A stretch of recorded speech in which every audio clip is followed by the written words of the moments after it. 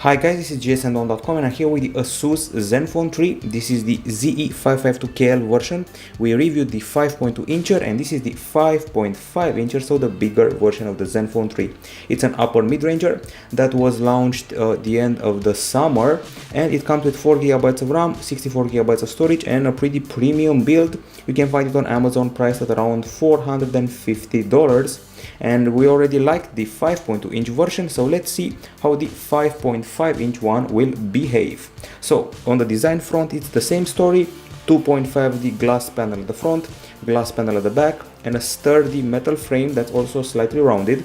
It measures 7.69mm in thickness, which is basically 0.39mm thicker than the Huawei Nova Plus. It weighs 155 grams, exactly the same as the LG G4, and sadly this protruding camera tends to drag on a flat surface a bit and makes the phone feel awkward when placed on said flat surface. Anyway, it's solidly built. It's built of premium materials. It has comfy buttons here and it's nice looking, although the white version is not my favorite. You should probably notice that the various color versions of the phone make a concentric circle effect when reflecting the light. Anyway, a pretty looking design, and now let's get to the display, which is a Super IPS Plus Full HD 5.5 inch panel that has a 2.1mm thick bezel, and it also has Gorilla Glass 3 protection as well as the promise of 178 degrees of view angles. As usual, we don't have a video player, so I'm going to have to resort to the gallery to play videos for you. And this is our usual test clip. So we got well calibrated colors, pretty solid brightness, nice contrast even in the sun, the blacks aren't deep, and the view angles are quite good. Okay, now we also put the screen under the microscope and the pixels have an RGB stripes setup, and then we use the lux meter measuring up to 500 lux units. Although it's not uniform or constant, other areas of the screen achieve a bit less, but 500 is the number to remember. This one beats the OnePlus 2 and the LG G4 as well as the Microsoft Lumia 950 XL in brightness. Still, it scores below the iPhone 7 and the Xiaomi Mi 5, also below the ZenFone 3 in the smaller version. That one scores 547 lux units. Now we of course have special options for this screen. Let's find them. So we go to the display section and we got brightness level, font style and size, wallpaper, sleep, auto rotate, and the famous screen color mode with a color temperature slider, and these modes balance, blue light filter with a slider, vivid and custom with 2 sliders for hue and saturation. Overall, I'm happy with the screen, nothing to object here, and the brightness is good, although surpassed by the smaller version of the phone. Now on the other fronts, let's see what we get on this handset. So we're dealing with a phone that opts for the powerful octa-core Qualcomm Snapdragon 625 CPU. Is the same one as the 5.2 inch version and also the same one as the Huawei Nova handsets. Keep that in mind. We are also given the Adreno 506 GPU and 3 or 4 GB of LPDDR3 RAM, as well as 64 GB of storage and a microSD card slot. There's no lag here. The UI was fluid throughout our tests and throughout this review, and the performance is quite good. Apps start up pretty fast. Pinout is a relatively new game that ran fine, and also fine ran the game Riptide GP Renegade, which is our usual benchmark title. So let's see how gaming is handled on this phone. This is Riptide GP Renegade, and as you can see, there's a function called Game Genie here that lets you record your gameplay sessions, also record your face using the front camera, record stuff from the microphone, and even stream your content to Twitch or YouTube. So it really caters to the needs of the gamers, this phone. Now quick race is on, and let's find an environment and simply race. As you probably know already, we've been using this game for a while now as our benchmark ever since it launched. It was preceded by Riptide GP2, which we also used as a benchmark game. So far so good in the control section. The water looks nice. There's no frame drop. Pretty solid textures all around. Good shadows. And you can set the graphics all the way to ultra, and the device and the game will not mind. You will keep looking great as usual. Okay, so now that gaming checks out with a special feature included, it's time to go to the benchmarks and see how they're handled here. We also did benchmarks on this phone and we achieved some very solid results, so let's check those out. Okay, so we got quadrant. For example, we start with quadrant as usual. We even managed to beat the Galaxy S6 Edge Plus and Galaxy Note 5, which is no small feat, while in Antutu 6 we beat the likes of HTC One A9 and had almost the identical score of the 5.2-inch model, but also score below the Huawei Nova, which we always compare this phone to. Now, let's see the other test. We also did an Ice Storm Unlimited, and here we surpassed the Huawei Nova Plus and the iPhone 5s, but scored below the Verni Apollo Lite and the Xperia Z3. Overall, I was happy with the performance, no objections here. Now let's see if the temperature is also good. So after playing the game Riptide GP Renegade for 15 minutes, we achieved 34.6 degrees Celsius, so no overheating. And after running the intensive benchmark GFX bench, 31.2 degrees Celsius, once again no overheating. Now on the battery front, inside the smartphone there's a 3000 mAh lithium ion unit compared to the 5.2 inches 2650 mAh unit. Once again we go to the gallery because we have the recorded times of the battery, and we achieved a continuous HD video playback time of 11 hours and 31 minutes. It's excellent. It beats the Galaxy S6 Edge Plus and the Lenovo Vibe X3, but scores below the iPhone SE and the Xiaomi Mi 5. Then we did a PC Mark test, which simulates continuous usage, and let's see how that played out. It played out in excellent fashion. This is actually the 8th placed phone all time, 9 hours and 46 minutes, and it beats the Galaxy S7 Edge and the Huawei Mate 8, which is no small feat.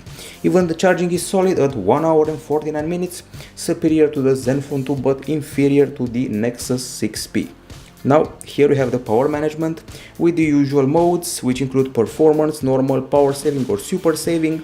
The first two will tweak the CPU and brightness. Then we can disable networks temporarily or disable them for good or customize our power saving. So great battery overall. Time to discuss the acoustics. We have this speaker here with these small holes, and we're going to have to resort to play music as the music player. It's here and it lacks an equalizer, as you can see. However, we have a special equalizer app. It's called Audio Wizard and has the following features: movie, gaming, music, outdoor, smart and vocal. Plus you can also access the advanced area for volume, bass, treble, dialogue enhance and a 5-channel equalizer. So audiophiles will be really pleased with this option. So let's go back to music and actually listen to some tunes.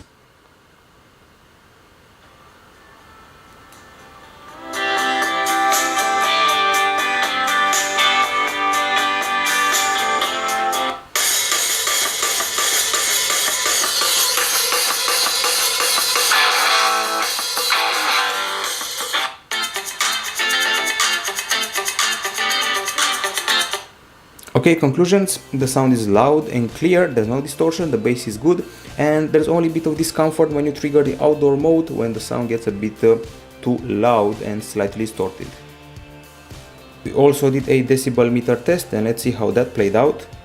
So we go here and we achieved two separate values. So with our usual audio sample, 80 decibels, not impressive, but with games and movies and music, 92.8 decibels, which is truly impressive. It beats the Galaxy S6 and the ZenFone 3, the other one, the smaller one, but scores below the Le Echo Li Max 2. The headphones are exactly the same as we left them last year with the ZenFone 2 and the same as the ZenFone 3. There's no point in showing them. I have to say they're comfy, loud and clear and have a good bass. And we also get FM radio here. Now, off to the camera. Of course, you expect to see the same camera as on the smaller ZenFone 3, which you already reviewed. At the back, it's a 16 megapixel shooter that protrudes with f2.0 aperture, Pixel Master 3.0 technology, 6-element lens, 4-axis optical image stabilization, laser focus, phase detection autofocus and a dual tone flash. It also does 4K video, and the front cam, well, it's an 8 megapixel shooter with f2.0 aperture. Now, when we open the camera app, you'll see that it's very fast in both starting up and picture taking, fluid zoom, also fast focus change, and the usual huge amount of options that ASUS provides. We got manual, HDR Pro beautification, children, super resolution, selfie, night, GIF, panorama, smart remove and slow motion, to name just a few. And the list of options goes on with exposure, image quality, self timer, touch shutter, and here you can film up to 4K, as you can well see. And then there's the manual mode with white balance, exposure, ISO, shutter, and so forth. So a ton of options to tweak your photo taking experience. Now it's time to go to the gallery and see how this camera did. As I said before, it's exactly the same camera as the one from the 5.2-inch model, but somehow it feels a bit superior. Don't ask me why, it just does. So we start off with the daytime shots. It was mid-November on a sunny day, and everything was crisp, clean, bright, with good exposure and very solid focus. We have this great close-up of a flower, excellent texture, detail, and the focusing, which makes the background a bit blurred for the sake of the art. And this is a zoom test, so level 1 and the last level without losing details. Quite impressive. We got realistic colors, no blur, and here we have some good close-ups of flowers. The selfies are quite solid, both the texture of the face, the hair, and the background. Although the light was pretty shabby here, you'll see later on that we have more selfies that look simply excellent. And this one is one of the shots I like to call it a 10 out of 10, so it's a perfect shot, excellent colors and artistic shot, I would say. All of that taken with this phone. The panorama, 9600 pixels over 992, it's okay, it's pretty clear. I had the sun in front of me, but the camera didn't bother with that. As you can see, a lot of autumn pics here, all of them well done, nice focus, colors, whatever you want, it's here. And the texture of the graffiti came out quite nicely. Okay, and here we have a zoom test again, so that's the distance, actual distance to the graffiti, and that's the maximum zoom with pretty good clarity. Some more selfies, this time in the shade, and with a better rendering, I would say. Okay, now we have some colorful shots here, realistic colors, everything is crisp, and we even did a few close-ups of these toys with very solid results. And the HDR is actually very good here. We tried it out a bunch of times and it actually worked pretty fine. And this is a sunset picture, or 2 or 3, looking mighty fine. So in the end, we're very happy with the quality here. I would even say it surpasses the Samsung Galaxy A5 2016 and the Huawei Nova models, and the clarity is, well, iPhone-like clarity. We've also taken some indoor shots, and it just so happens that it was the launch of the game Watch Dogs 2, so let's check those out. Usually such launches take place in areas with a lot of TV sets and a lot of moving people, and the camera didn't miss one bit. As you can see, excellent lighting, colors, exposure, the HDR also played a part. All the people are well rendered, all the screen are okay, there is no ghosting or motion blur. So if you're planning on attending events indoors, this phone is solid for bloggers, yet another plus. So that's daytime and indoors, and now it's time to check out the nighttime shots taken with this device. So these are the nighttime shots, which are surprisingly also pretty solid, great details, very bright, and also a bright flash. Okay street light halos, good texture of the monuments and all the bricks we captured. There is no violet or blue hue, and if it appears in, let's say, 1 shot out of 30, so very little. And great monuments and flash once again. Check out these shots, it's nighttime, full night, and there's no problem here. Certainly a top 5 2016 camera when it comes to the photos. Now let's see how the videos are handled. So go to the camera and let's check out the clips. We have a ton of them. We have 4K vids, we have optical image stabilization tests, so let's take them one by one. A regular clip number 1, Full HD MP4, 30 frames per second, 20 megapixel bitrate, while the 4K clip jumps to 43 megapixel, crisp. The background feels a bit blurry at times, and there is a sudden exposure change. Sometimes also the colors may feel a bit too vivid, and the sky feels a bit white, so at first sight not as impressive as the photo shots, but you'll see in a minute that there are also some silver linings. As I said before, sudden exposure change, and this is the one. The colors are a bit too vivid, and somehow when you zoom in, the quality remains pretty solid. And the microphone was actually very good, and it even faces the wind okay. I felt the need to test the stabilization of the camera, and for that we climbed a set of stairs, and sadly the camera tends to lose focus and add a bit of flicker to the image, when you're moving around, so stabilization is not exactly optimal, sadly. Okay, so that's daytime capture tested in all the versions. You'll see the 4K clip in the full text review. Now we also have indoor shots. Let's pick one. Let's say this one here. Take down the volume a bit.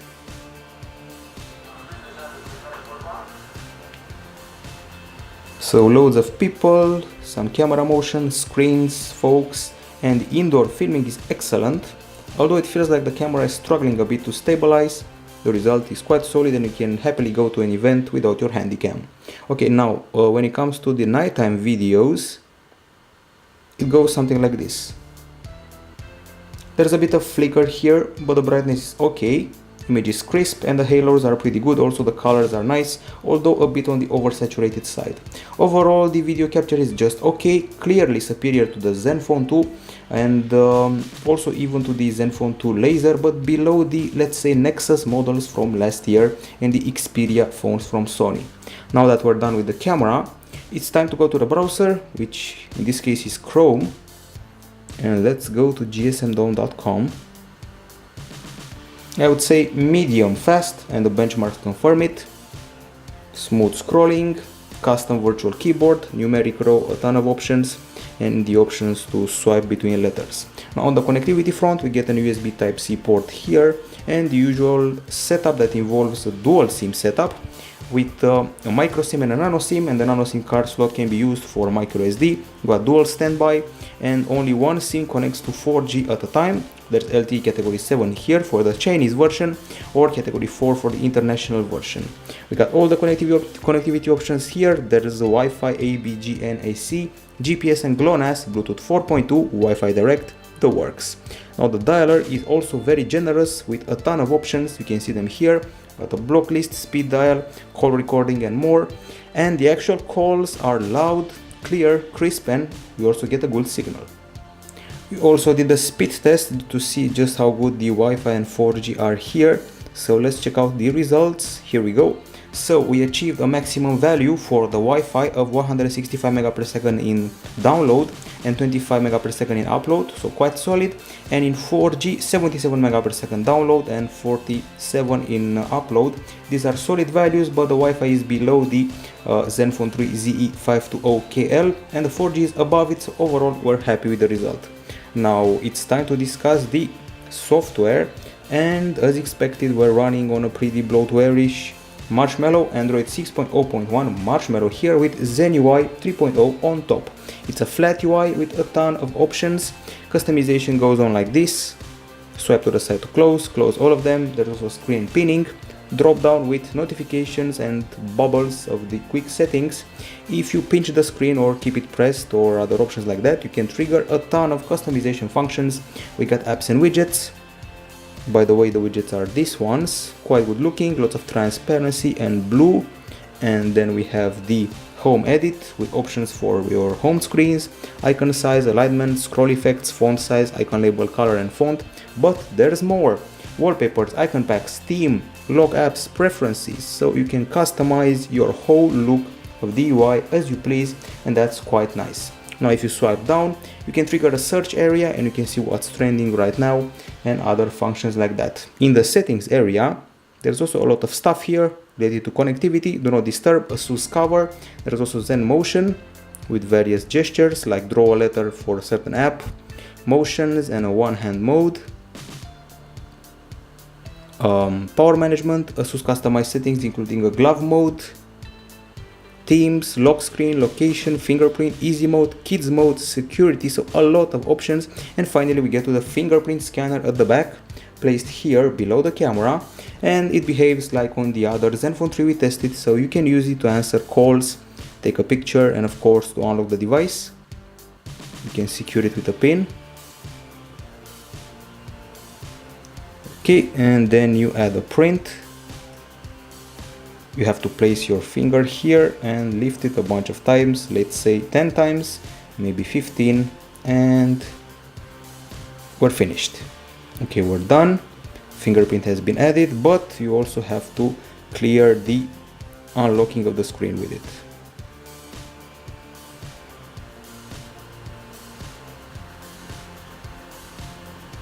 Okay, so we got the pin and let's go to the fingerprint. Unlock device, that's what we wanted. So now let's see it in action. Put the finger here and first we have to input the pin. Okay, second attempt, here we go. And then we try this degree. Recognized a bit harder than expected, but it's probably just the camera fright. Let's try it again. And let's try it once again. So reasonably fast, but I've seen faster than it. Anyways, it works pretty solid and it's quite accurate. Now other features here, well, the apps, as usual we count the pre-installed apps. I counted 52 of them, which is quite a lot, and luckily you can uninstall at least 10 or 20 of them, so you can get rid of the bloatware. The list is very rich. We got the Amazon Kindle, we got File Manager, Flashlight, Do It Later, Instagram and Laser Ruler, Mini Movie to edit videos, a very useful mobile manager. So you have to first grant permissions and then clean up your cache and other features, photo collage and splendid themes, sound recorder, ShareLink, TripAdvisor, and of course ASUS web storage. So this is the end of the review. This is the ASUS ZenFone 3 in the 5.5-inch version, and let's see the pros and cons. So on the pro side, it's got a premium design, bright screen, great performance, solid battery and a loudspeaker, as well as it takes great pictures with both cameras, and it has gaming features which not many phones nowadays have. Now on the con side, it has many apps pre-installed, there are too many options, settings and functions that may overwhelm the user, and finally the optical image stabilization does not exactly work as we hoped, and the colors were a bit underwhelming when filming, and generally filming could have been slightly better, maybe 10%, and the Zen UI looks pretty much the same as last year, so not much has changed. In the end, this ZenFone 3 remains the best mid-ranger this year has seen.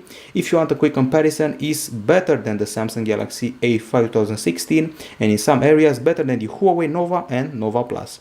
It's got a great camera going for it, a great display, the fantastic battery, it looks hot, has great acoustics and great performance. So basically there is no flaw here, maybe aside from aspects of the filming and optical image stabilization.